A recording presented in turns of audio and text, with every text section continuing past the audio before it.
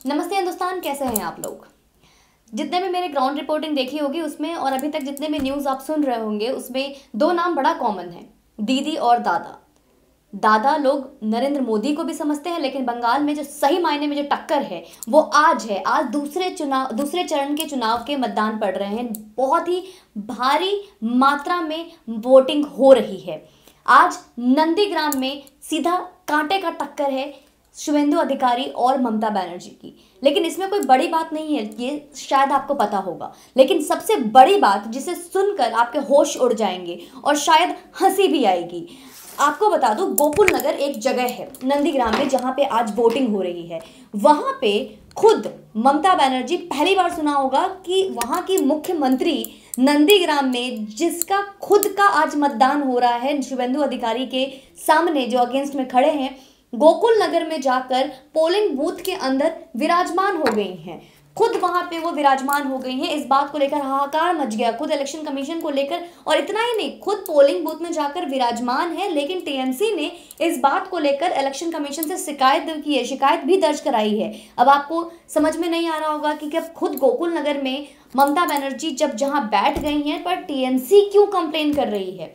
देखिए, जैसे आपने एक ऑडियो देखा होगा, नंदीग्राम से एक ऑडियो लीक हुआ था जिसमें कि नंदीग्राम के एक शख्स से ममता बनर्जी का फोन पे वार्तालाप हो रहा है, जिसमें वो भीख मांग रही हैं उस शख्स से जो एक वक्त में खुद टीएमसी का सपोर्टर था और टीएमसी के लिए वोट इकट्ठा करता था। लेकिन अब वो बीजेपी का समर्थक है और इसी बात को लेकर वो भीख मांग रही थी कि तुम वापस टीएमसी के लिए काम करो, टीएमसी के कार्यकर्ता बन जाओ, जो हुआ सो हुआ वो भूल जाओ।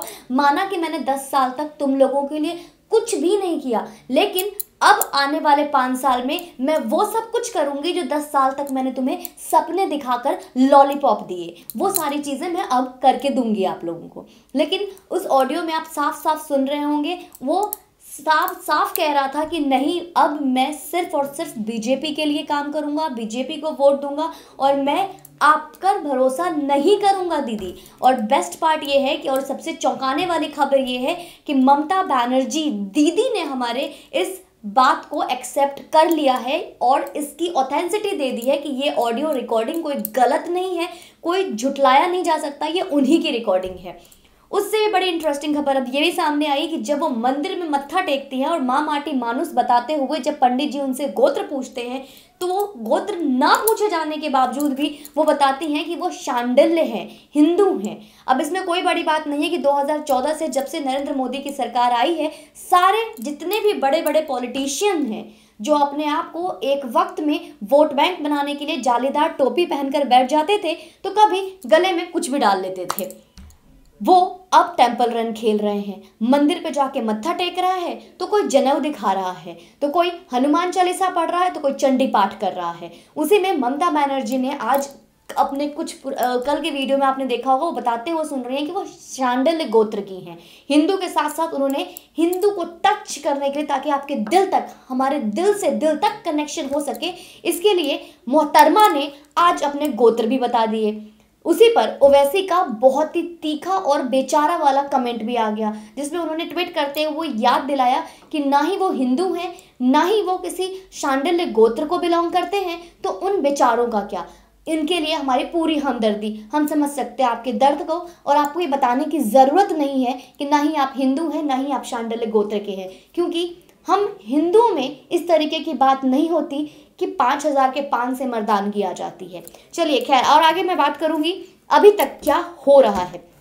प्रशांत किशोर, जिसे कि टीएमसी का, पीके नाम बहुत सुना होगा आपने, जिसे कि टीएमसी का चाणक्य माना जाता है, उन्होंने अपने इंटरव्यू में बहुत सारी चीज़ें गिनवाई। उन्होंने बीजेपी को पॉपुलर बताया, और उतना ही नहीं, प्रधानमंत्री नरेंद्र मोदी की पॉपुलैरिटी का वजह बताया, और इसको लेकर उन्होंने इस बात से खुद एक्सेप्ट किया दोस्तों कि ये टीएमसी कोशिश कर रही है कि वो लोगों की नाराज़गी और लोगों का गुस्सा कम कर सके। और ये गुस्सा और नाराज़गी क्यों है, ये तो अभी तक के मेरे वीडियो में न्यूज़ से आपको पता चल ही गया होगा कि वहाँ पे जो गुंडागर्दी, दहशतगर्दी जो होती है, उसकी वजह से कहीं ना कहीं लोग बहुत नाराज़ हैं। और उससे भी ऊपर अगर एक बार गुंडागर्दी और दहशतगर्दी और ये इस तरीके की जो जो नेतागिरी और जो इस तरीके की जो कूटनीति और तुष्टीकरण की राजनीति जो हो रही थी, अगर मैं एक बार इसको भी छोड़ दूं तो वहां के अनएम्प्लॉयमेंट का क्या करेंगे, फैक्ट्री को आने से पहले ही रवाना कर दिया, उसके लिए क्या करेंगे। तो इस बात को लेकर खुद प्रशांत किशोर ने एक्सेप्ट किया है और प्रशांत किशोर कहते हैं कि वो कोशिश कर रही है कि टीएमसी की गवर्नमेंट पॉप यहाँ की जो जनता है उनकी नाराजगी कम कर सके। बात करूंगी मैं अभी तक की इनकी कमजोरी की। अब इनकी कमजोरी देखिए, 60% से लेके जो ज़्यादा जो 60% तक जो इनके नेता थे उनको उन्होंने ब्लॉक प्रेसिडेंट से हटा दिया। 80% इन्होंने एमएलए को ड्रॉप कर दिया। अब इसका क्या वजह हो सकता है? अब इन्होंने ड्रॉप किया या इन्हें छोड़ कर गए, इनके कई नेता विधायक छोड़कर बीजेपी में शामिल हो गए। इसके अलावा उससे भी बड़ी बात यह है कि अगर आप फिर से देखो, अभी इलेक्शन चल रहे हैं जहाँ पे ये खबर तय फिक्स थी, ये प्रशासन की तरफ से उन्हें सख्त ऑर्डर आया था कि कोई भी प्रत्याशी, कोई भी पुलिस अधिकारी 100 मीटर से करीब नहीं रहेगा, 100 मीटर के दायरे के अंदर नहीं रहेगा, 100 मीटर के दायरे से बाहर रहेगा। लेकिन खुद वहाँ की ममता बनर्जी जो सुप्रीमो है वो जाके बूथ में बैठ जाती हैं। बहुत फनी है ये इंसिडेंट। उससे भी बड़ी बात, आपको एक और न्यूज़ आया जिसमें कि बात कही जा रही है कि 150 से ज़्यादा माल फंक्शनिंग ईवीएम मशीन खराब हो गई है। इसमें कोई बड़ी बात नहीं है, जहां पे बीजेपी की लहर ज़्यादा है। बीजेपी के अगर आंकड़ों के हिसाब से देखें तो इस बार बुजुर्ग महिलाएं भी अपने घर से निकलकर आकर वोट दे रही हैं, वो अपना मतदान दे रही हैं। और ये सारी हरकतें, बूथ में जाकर बैठना, ईवीएम के ऊपर आरोप लगाना, इसके अलावा पूर्व मेदिनीपुर में बीजेपी कार्यकर्ता को मरा हुआ देखना, डेड बॉडी मिली है उनकी और टीएमसी कार्यकर्ता के द्वारा उनको बुरे तरीके से पीटा गया और उसको लटका दिया गया है। ये सब किस बात का हमें एक अंदाजा दे रही है, ये आप खुद तय कर सकते हैं। और नंदीग्राम जो सबसे बड़ा एक लड़ाई है, सबसे बड़ी एक जंग है, भवानीपुर जो अपना घर, अपना गढ़ छोड़कर नंदीग्राम में आते हैं और ये भी माना जा रहा है कि वो किसी भी आखिरी वक्त में किसी और भी जगह से वो चुनाव लड़ सकती हैं। इसका मायना, इसका कंफर्म है कि वो अभी भी बहुत डरी हुई है, बहुत सहमी हुई है और कहीं ना कहीं उन्होंने अपनी हार मानना शुरू कर दिया है।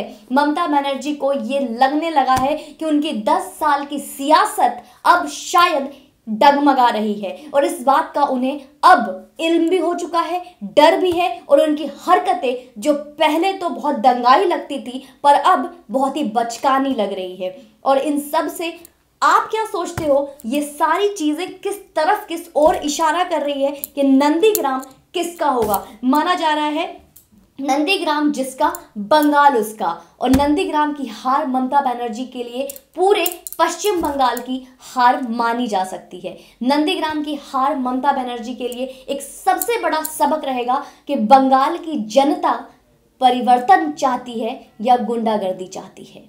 इसके बारे में आप क्या सोचते हो? कमेंट सेक्शन में बताइए जल्दी। जय हिंद, वंदे मातरम।